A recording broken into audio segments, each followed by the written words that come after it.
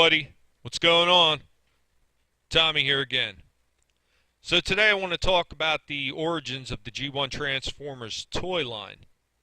And this of course happened through Takara. Now, Takara produced figures based on Japanese live-action sci-fi TV shows using what was called the Combat Joe body. It was licensed by Hasbro through the G.I. Joe brand in 1971. Now, in 72, they made changes and they reformatted the figure to stand out. Now with a clear plastic body and an engine at the center of its chest. The engine was actually based off of a motorcycle plastic model kit. Well, they dubbed this new creation the Henshin Cyborg.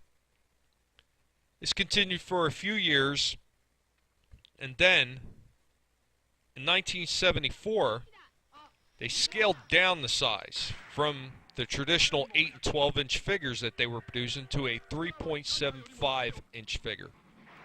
Thus, they created a new line dubbed Microman. The Microman figures were marketed as being the actual size of cyborg beings called Micros that hailed from a fictional planet known as Micro-Earth.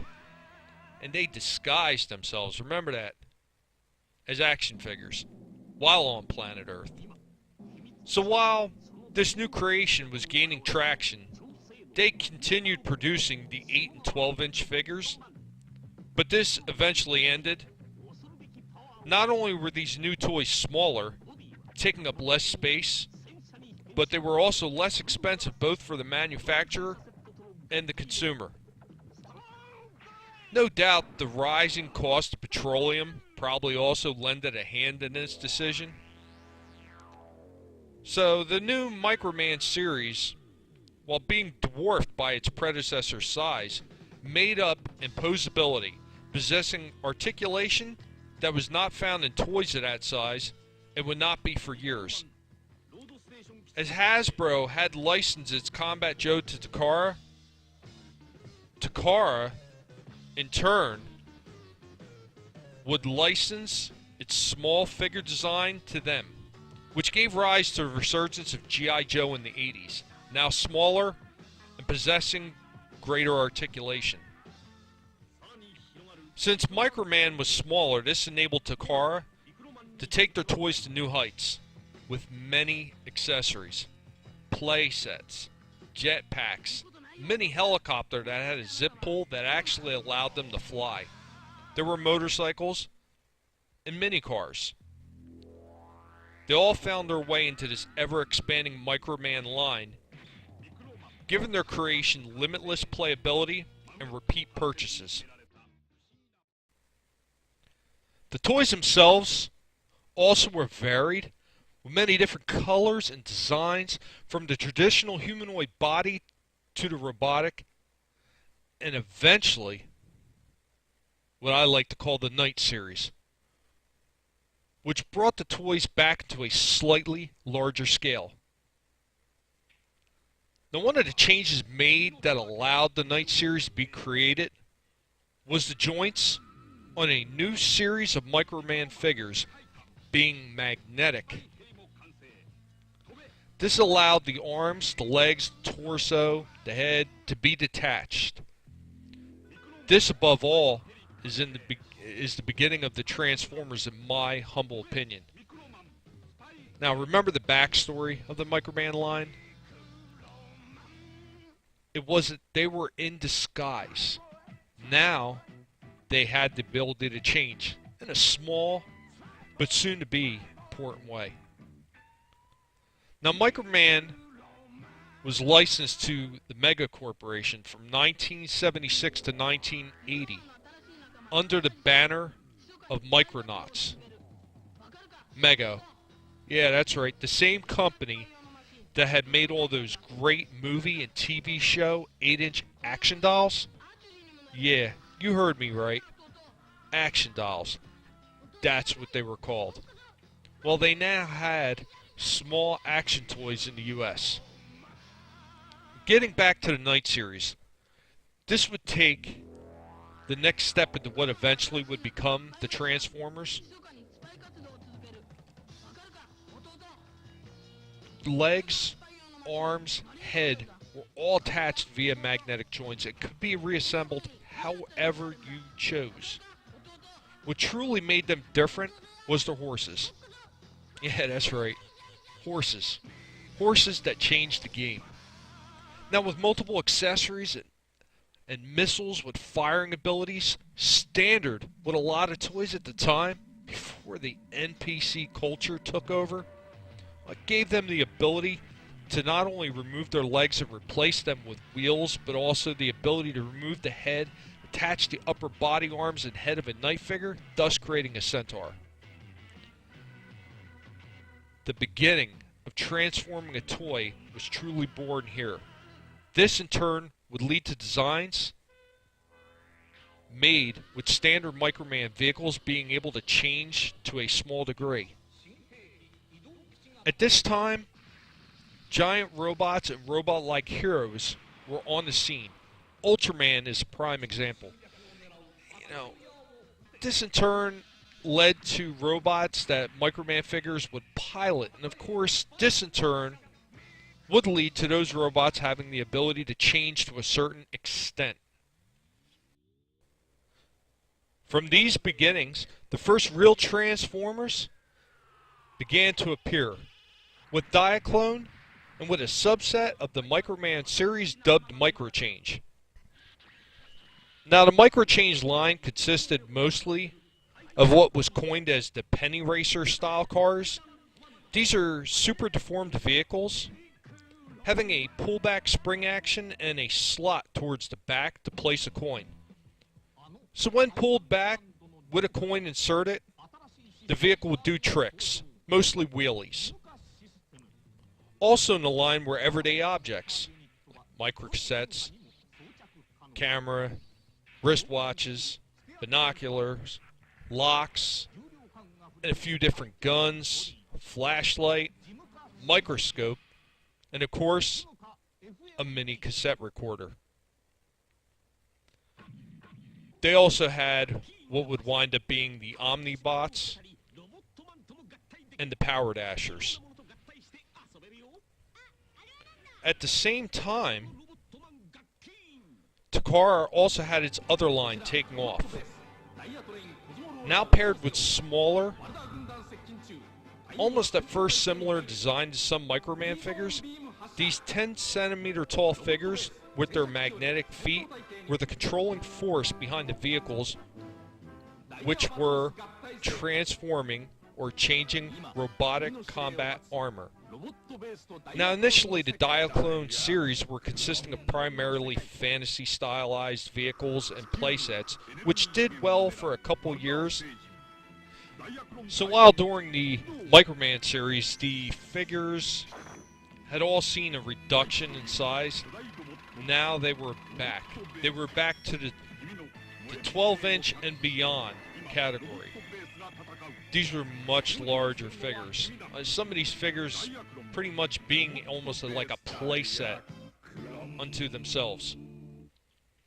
Now this Diaclone line, it took off like crazy. Did really, really well in Japan. They did market it off through a French company by the name of Joustra, and it did well enough that it actually had feet for a few years. Now, they also tried to market it in the States, and it didn't do so well.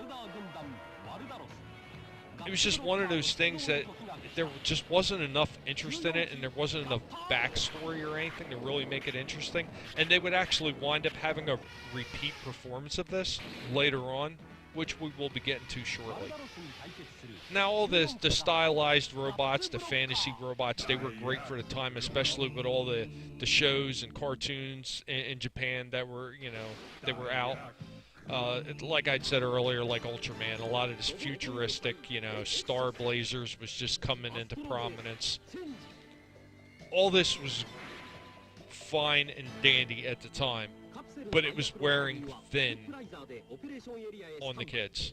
They were tired of it. They wanted to see something that they could relate to in real life. While many interesting things had happened towards the end of the Diaclone run, some of the things that actually did happen is the first combiners actually had shown up. I mean, this was a series of futuristic jets and other types of vehicles that would snap together and form one gigantic robot. I mean, even that was not enough to keep the series active. It was slowly but surely falling under its own weight.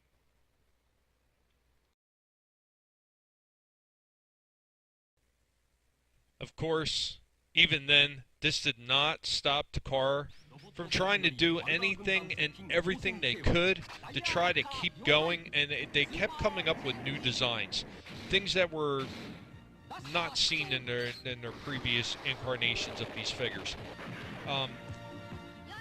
They created some of the first, what would become later on as the mail-away figures in the Power Dashers.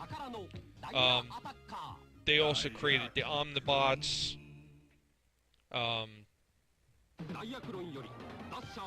It was just a time where they were almost stagnant. They didn't know what to do. They were pulling at strings. They were doing everything they could to try to stay relevant, and it really wasn't working for them anymore. They even came up with gimmicks, what would later on become the jump starters. I mean, this was something that was absolutely hilarious, and I'm sure at the time it seemed really cool, and I bet they thought this was going to catch on, and it was going to keep them active, but it just didn't work. So then they started to actually produce the first series of toys that would be in a more realistic manner, and they created what was at the Japanese bullet trains. Now, the Train Robo series was something that actually started to garner them attention again. It started to bring their sales back up. Still wasn't quite where they wanted it to be just yet, but the Train Robo series had definitely pushed it back in the direction they wanted to see it go. So with that, they took a look at what they were producing, what people wanted, what they really thought was going to sell, what was interesting, what was exciting at the time. One of the things that were exciting was sports cars and things like that. So they went back to the drawing board, and they thought about it, and they said, you know, we got to come up with an idea that is going to grab the kids' attention and put these toys back in prominence again. So, in 1982, this led to the development of a new line. Gone were the fantasy vehicles, and now realistic ones took their place. This would be known as the Car Robo series. And this was the birth of most of the G1 line of Autobots. The line had taken off in Japan, and Takara tried to market them in other countries.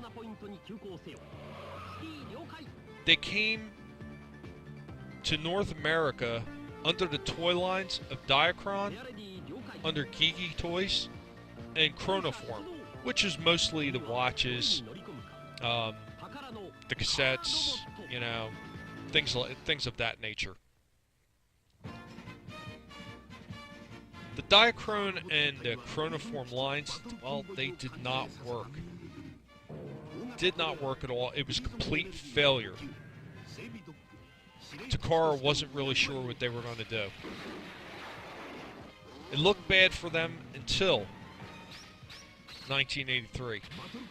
Because at the 1983 Tokyo Toy Show, Takara's old partner during the Henshin Cyborg line, well, they seen their Diaclone and their Micro Change lines, and they wanted to rebrand and market them in the U.S. Hasbro and Takara wound up hammering out a deal, a partnership, with the help of Marvel Comics' Bud Budiansky, who fleshed out not only a backstory, but all the first wave names, bios, and stats, thus creating the Transformers that we know and love today. And while some people might remember that most of those first wave of Transformers came through Diaclone, or maybe they even just heard it, a lot of people probably don't realize that there are a lot more figures from Series 2 and even up to Series 3 that actually came through this original Diaclone and the Micro Change lines. The Dinobots, who didn't show up until 85, they were originally part of the Diaclone series. The Insecticons, they were part of it. The original Jets, of course, they were different colors, and they were actually not supposed to be the bad guys in the original Diaclone line. They were actually part of the human coalition forces to fight the invading aliens. The Constructicons were also in the old school Diaclone series. The original designs for the Combaticons were also created then. I'm going to put up a few of the pictures of some of the figures that I thought were pretty great from this series, including Cassette Man, Soundwave, Walter P-38 Uncle, Megatron, Blaster,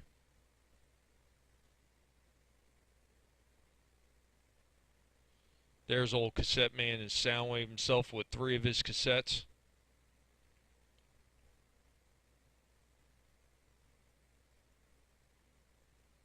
Perceptor. Yes, a black microscope Perceptor. The Insecticons all in red instead of their traditional purple that we all know. And the Dinobots. Most of them had blue instead of the red coloring. The Omnibots. So I'm going to play a short video of one of the guys I think that should have made it into the line, but never did.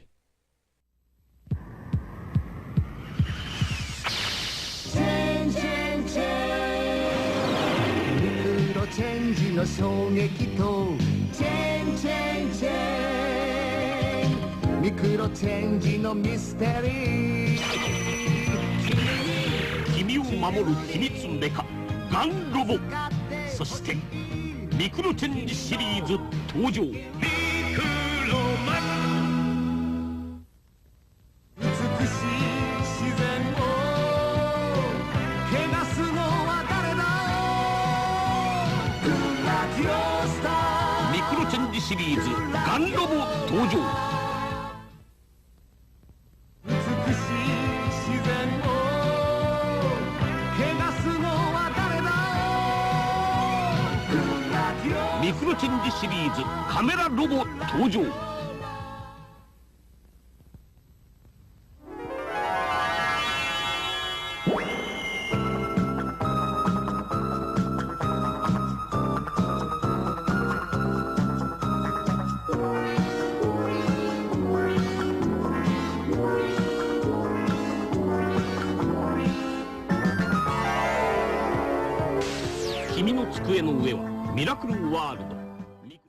So, in continuing with a few honorable mentions, some of the guys who were part of the Micro Change or Diaclone lines and just never had toys made. Bumper. Everybody knows Bubble Jumper. Came in a few different colors, which was customary for the Micro Change line.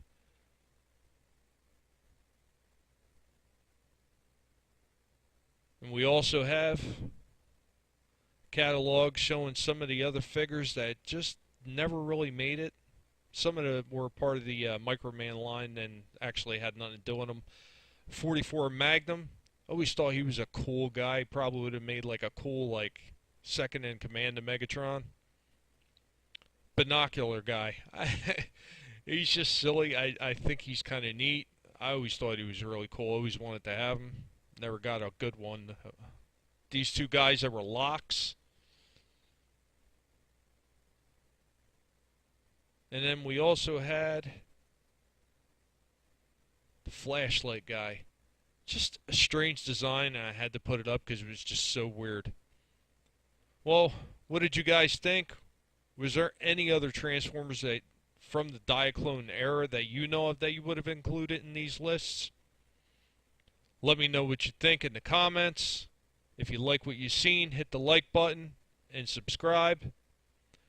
Y'all take care now.